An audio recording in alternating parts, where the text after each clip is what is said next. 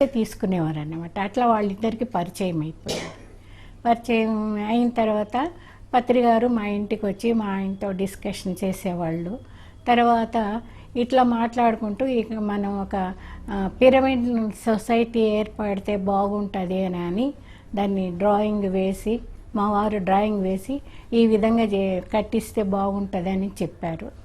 తర్వాత కొంతమంది గ్రూప్గా చేరి ప్రతిరోజు మెడిటేషన్ చేసి వాళ్ళ యొక్క ఎక్స్పీరియన్స్ చెప్పేవారు అన్నమాట. తర్వాత కొన్నాళ్లకు బివి రెడ్డి గారు పరిచయం అయ్యారు. ఆయన ఈ కల్లూరులో రఘునాథ్ థియేటర్ దగ్గర కొంచెం స్థలం ఇచ్చారన్నమాట ఈ పిరమిడ్ కట్టించటానికి. అప్పుడు పిరమిడ్ కట్టడానికి అక్కడ మేమందరం కలిసి అక్కడ మెడిటేషన్ చేశాము. ఆ విధంగా మొదలైన ఈ మెడిటేషన్ సెంటరు చాలా వరకు మన ఆంధ్రప్రదేశంలో చాలా చోట్ల కట్టించారన్నమాట. తర్వాత దాంట్లో ఏదో నేను ఒక చిన్న వ్యక్తిని, నాకు ఏమీ తెలియదు. నేను కూడా ఈ మెడిటేషన్ అంటే మొదట్లో నాకు కొంచెం కష్టంగా ఉండేది, కోపం వచ్చేది. కానీ మా ఆయన అన్ని విశదీకరించినందువలన నేను అర్థం చేసుకొని ఈ మెడిటేషన్లో దిగాను. నాకు కొన్ని ఎక్స్పీరియన్సెస్ వచ్చేవి అన్నమాట. ఓపెన్ ఐస్తోనే నేను చూడగల శక్తి ఉండేది నాకు. అది మా ఆయన కొన్నాళ్ళు చూసి, నీకు ఏదో జబ్బు ఉంది, సైకియాట్రిస్ట్కి చూపించాలా నిన్ను అని చెప్పేవాళ్ళు. కానీ పత్రి గారు పరిచయం అయిన తర్వాత లేదు, ఆమె చెప్పేది కరెక్టు అని చెప్పి కొన్ని పుస్తకాలు అవన్నీ చదవటం వల్ల మా ఆయన కూడా నేను చెప్పేది కరెక్ట్ అని చెప్పి ఇప్పటికీ భావిస్తున్నారు. ప్రతిరోజు మాకు వచ్చే ఎక్స్పీరియన్స్ అంతా కూడాను మేము డిస్కస్ చేసుకునేవాళ్ళం. పత్రి గారు కూడా మాకు చాలా సాయం చేశారు. మా ఇంటి మిద్దె మీద అందరూ గ్యాదర్ అయ్యి అన్ని విషయాలు వీరు పత్రి గారు మా వారు చెప్పేవారు, అందరూ విని వాళ్ళు చెప్పినట్లు మెడిటేషన్ చేసేవాళ్ళు అన్నమాట. నేను ఎవరిని పూజ చేయనండి, కానీ నాకు భక్తి ఎక్కువ. అవధూతలు అంటే నేను వాళ్ళని పోయి చూడాలని, నాకేమి వరాలు కోరాలని ఏమీ లేదు, వాళ్ళని దర్శనం చేసుకుంటే చాలని చెప్పి నేను అనుకునేదాన్ని. ఒకసారి పత్రి గారు వాళ్ళతో కూడా నేను ఇక్కడ మంత్రాలయం వెళ్ళాను. అక్కడ రాఘవేంద్ర స్వామి గుడి దగ్గర అందరూ గ్యాదర్ అయ్యి ఏదో మెడిటేషన్ చేశారు. తర్వాత ఆయన కొన్నాళ్లకు మా అమ్మాయి పెళ్ళి సెటిల్ అయితే మాకు డబ్బు లేదు. ఎట్లా అవుతుంది, ఇంత తొందరలో సెటిల్ అయిపోయిందే, ఏ విధంగా అవుతుంది అని మేము ఆలోచన చేస్తుంటే ఆ రాఘవేంద్ర స్వామి వచ్చి ఒక తెల్లటి పదార్థాన్ని నా చేతులు వేసి వెళ్ళిపోయారు. అప్పటి నుంచి కూడా ఆయన అంటే కొంచెం అభిమానము. ఆ రోజు నుంచి మాకు కావలసిన డబ్బు మేము అడగకుండానే మీ అమ్మాయి పెళ్ళి అంట కదా, మరి మేము ఇస్తాం సార్ అని చెప్పి అందరూ ఇచ్చారనుకోండి, మళ్ళీ తీర్చేసామనుకోండి. తర్వాత ఇంకా ఇలాంటి ఎక్స్పీరియన్సెస్ చాలా ఉన్నాయి. మాస్టర్ శ్రీ సుభాష్ పత్రి గారితో మా మొట్టమొదటి పరిచయం ఏంటంటే, ఒక ఇంటికి సమీపంలో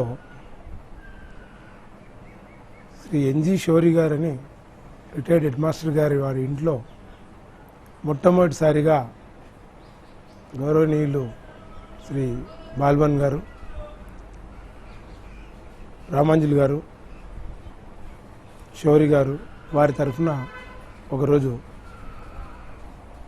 ఒక గొప్ప వ్యక్తి పరిచయం కాబోతున్నారన్న విషయాన్ని వారు చెప్పి నన్ను షౌరి గారి ఇంటికి తీసుకెళ్ళడం జరిగింది. అప్పుడు వారు ఆధ్యాత్మికాన్ని గురించి వివరిస్తూ ధ్యానము అనేటటువంటి యొక్క విషయాన్ని చర్చనీయాంశంగా ప్రారంభం చేయడం జరిగింది. అయితే అప్పటికి ధ్యానాన్ని గురించి అంత సబ్జెక్టుగా మాకు తెలియదు. వారి ద్వారా చాలా సులభమైనటువంటి ఒక పద్ధతిలో అనుభవాలను సంపాదించగలిగేటువంటి శక్తి ఆధ్యాత్మిక చింతనలో ఈ ధ్యానం ద్వారా జరుగుతుందని, శరీరానికి కావలసినటువంటి ఒక అతి అద్భుతమైనటువంటి ఒక శక్తి ధ్యానం ద్వారా జరుగుతుందని వారు చెప్పడం జరిగింది. ఆ రోజు సుమారు 7 గంటల ప్రాంతంలో కేవలం సుఖాసనంపై కూర్చోబెట్టి కళ్ళు మూసుకొని శ్వాస మీద ధ్యాస అన్నటువంటి ఒక విషయాన్ని తెలుపుతూ మొదటి 10 నిమిషాలు వారు కూర్చోబెట్టడం జరిగింది. అయితే ఆ మొదటి 10 నిమిషాలలో జీవితంలో అనుభవించినటువంటి ఒక కొత్త రకమైనటువంటి ఒక మార్పు నాలో జరగడం జరిగింది. చాలా వరకు నేను చూడనటువంటి యొక్క ప్రదేశాలు, చూడనటువంటి యొక్క మనుషులు, వారితో మాట్లాడము ఈ అనుభవపూర్వకంగా జరిగింది. ఆ 10 నిమిషాల్లో వారు మళ్ళీ మమ్మల్ని అడగడం జరిగింది. ఈ విధంగా ప్రతిరోజు ఇది ఇంకా ఒక ప్రాక్టీస్ కింద జరిగి మేము సార్తో పాటు వెళ్ళడము, వారు మమ్మల్ని కూర్చోబెట్టడము, అనుభవాలు అడగడం జరిగింది. ఇది దినక్రమేణా ఈ విషయం ఎంతవరకు వచ్చిందంటే, పూర్వము ఋషులు, గురువులు, శిష్యులు అనేటటువంటి కథల పుస్తకాల్లో చదివినామే కానీ అనుభవపూర్వకంగా నేనైతే తెలుసుకోలేదు. గురువు ఇంట కానీ గురువు వెంట కానీ ఉండాలనేటటువంటి ఒక సామెత ప్రకారంగా వారు తన కార్యక్రమంలో ఆఫీస్ కార్యక్రమం పూర్తి చేసుకొని సాయంకాలానికి అంతా వచ్చి ఎవరైతే ఈ ధ్యాన కార్యక్రమంలో కూర్చోగలుగుతారు అనేటటువంటి వారిని, కూర్చోలేనటువంటి వాళ్ళని కూడా వారి యొక్క వెహికల్లో తీసుకొని పోయి వాళ్ళ ఇంటికి తీసుకొని పోయి భోజనం తయారు చేయించి భోజనం పెట్టి ఈ యొక్క ఆధ్యాత్మిక చింతనలో ఈ ధ్యానాన్ని గురించి వారు కూర్చోబెట్టి మా యొక్క అనుభవాలంతా తెలుసుకోవడము. ఇంకా అన్నిటికంటే ముఖ్యమైనటువంటి ఒక విషయం ఏంటంటే, ఈ సబ్జెక్ట్ ఒక రకంగా ఉంటే వారి శ్రీమతితో ఇంకొక రకమైనటువంటి ఒక అనుభవం మాకు జరిగింది. అయితే ముఖ్యంగా ఈ ఎనర్జీ, బాడీలో ఉన్నటువంటి ఎనర్జీ ఎట్లా పాస్ చేస్తుంది అన్నటువంటి దానికి వారు మాకెంతో అనుభవపూర్వకంగా వారు మాకు ఎనర్జీ ఇవ్వడం జరిగింది. దాని నుంచి చిన్న చిన్నగా ఇక్కడ ఒక పారిశ్రామికవేత్త బివి రెడ్డి గారు అనేటువంటి వారితో పరిచయమై సుభాష్ పత్రి గారు జరిగింది. అక్కడ అప్పుడు మొదలైన ధ్యాన వీచిక ప్రభంజనంలా రాష్ట్రం నలుమూలలకు వ్యాపించడమే కాక ఇతర రాష్ట్రాలలో కూడా విస్తరించింది.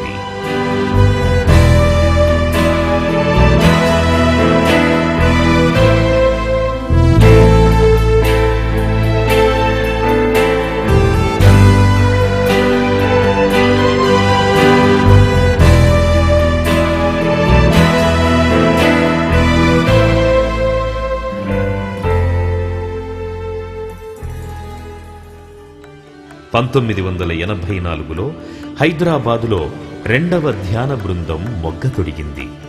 1990 డిసెంబర్లో ఈ ధ్యాన బృందాలను వ్యవస్థీకృతం చేయాలనే ఉద్దేశంతో కర్నూలులో కర్నూల్ స్పిరిచువల్ సొసైటీ పేరిట ఒక సంస్థను రిజిస్టర్ చేశారు.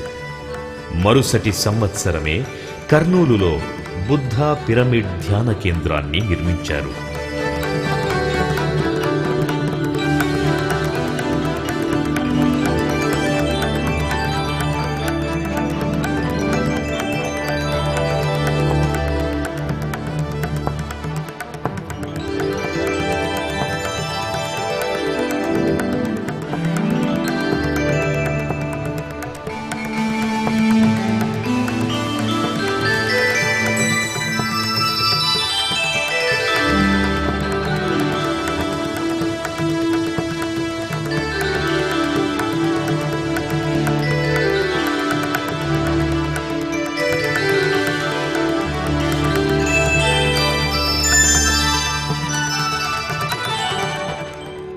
మరుసటి సంవత్సరం నుంచి రాష్ట్ర వ్యాప్తంగా ధ్యాన కేంద్రాలు విస్తరించాయి.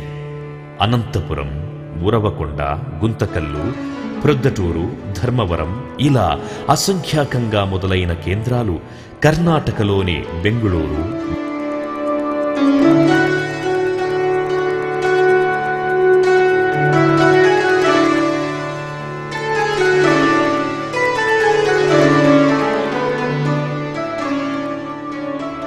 ఇవన్నీ ధ్యాన సాధకులకు వరప్రసాదంగా పరిణమించాయి. 1999లో సింగపూర్లో, హాంకాంగ్లలో మొట్టమొదటి ధ్యాన శిబిరాలు నిర్వహించి శ్రీ సుభాష్ పత్రిజీ ధ్యాన విద్యను విశ్వవ్యాప్తం చేశారు. 2001లో మొదటిసారి, 2002లో రెండవసారి ఆయన మానస సరోవర యాత్ర చేశారు. 2004 నాటికి ఆంధ్రప్రదేశ్లోని అన్ని గ్రామాలకు ఆయన బోధించిన ఆనాపానసతి ధ్యాన కేంద్రాలు వెలిశాయి.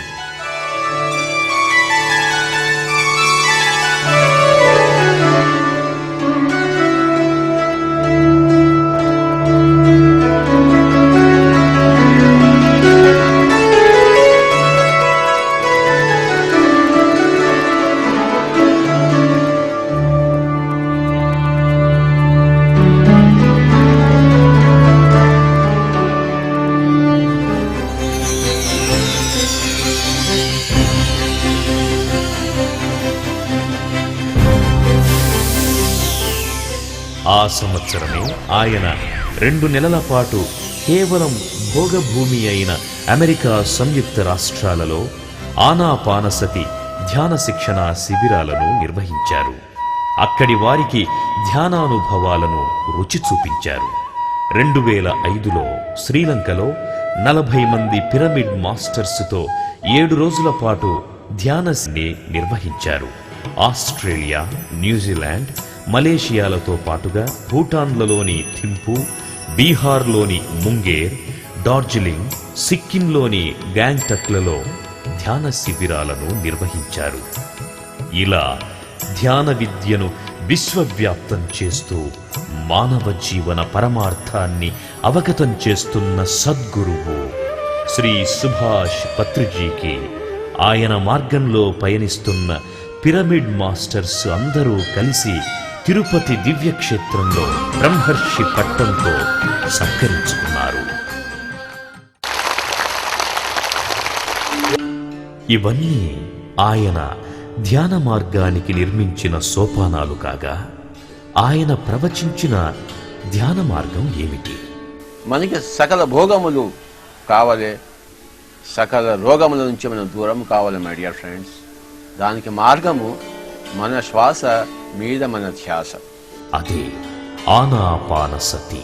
తనను తాను తెలుసుకున్న బుద్ధ భగవానుడు ప్రవచించిన సరళ ధ్యాన పద్ధతిని ఆయన పునరుద్ధరించారు. కేవలం శ్వాస మీది ధ్యాసతో మహత్తర జ్ఞానాన్ని, బుద్ధత్వాన్ని సాధించడం ఈ ధ్యాన పద్ధతిలోని విశేషం. మరే ఇతర చింతనలు లేకుండా ధ్యాన సమయంలో మన శ్వాసను గమనిస్తూ ఉంటే చాలు, మిగిలిన పని అంతా ఆ ధ్యాసయే చూసుకుంటుంది. బ్రహ్మర్షి పత్రిజీ ప్రపంచంలోనే మొట్టమొదటిసారిగా ధ్యాన విధానానికి పిరమిడ్ను జోడించారు. పిరమిడ్ అలౌకిక, లౌకిక ప్రపంచాలకు మధ్య వారధవుతుంది. విశ్వ చైతన్య శక్తిని తన అగ్రంతో అందుకొని తన ఆవరణంలో ధ్యానం చేసే సాధకులకు అందరికీ అందిస్తుంది ఈ పిరమిడ్. సాధారణంగా చేసే ధ్యానం కన్నా పిరమిడ్లో చేసే ధ్యానం 3 రెట్లు శక్తివంతమైనది. అందుకే ధ్యానంలో సత్వర ఫలితాలను సాధించటానికి బ్రహ్మర్షి శ్రీ సుభాష్ పత్రిజీ ధ్యాన సాధనకు పిరమిడ్ను జోడించి చేసిన వినూత్న ప్రప్రథమ ప్రయత్నం సత్ఫలితాలను అందించింది. అంతేకాదు, ధ్యానానికి సుమధుర సంగీతాన్ని అనుసంధించి ఆయన చేసిన ప్రయోగం కూడా ధ్యానంలో సద్యోఫలితాలను అందించింది.